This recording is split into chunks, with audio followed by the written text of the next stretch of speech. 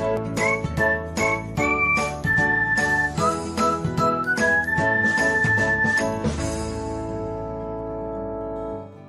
everyone, welcome back to another episode of Technologyglance.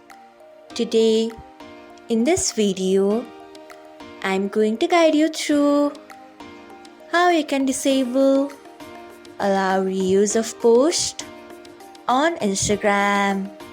So, let's get started. Firstly, open Instagram app in your device. Then tap on profile icon. Next, tap on three lines icon. After that, tap on settings and privacy. Then scroll until you find sharing and remixes. Next, tap on it.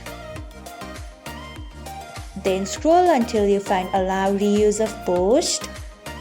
Then turn off it by tapping on it. So, this is how you can disable allow reuse of post on Instagram. Thanks for watching. If you found this guide helpful, we would love it if you hit the thumbs up button below. We upload great new tech tutorials like this one every day. So, do not forget to subscribe to our channel and hit the bell icon so that you'll never miss another update.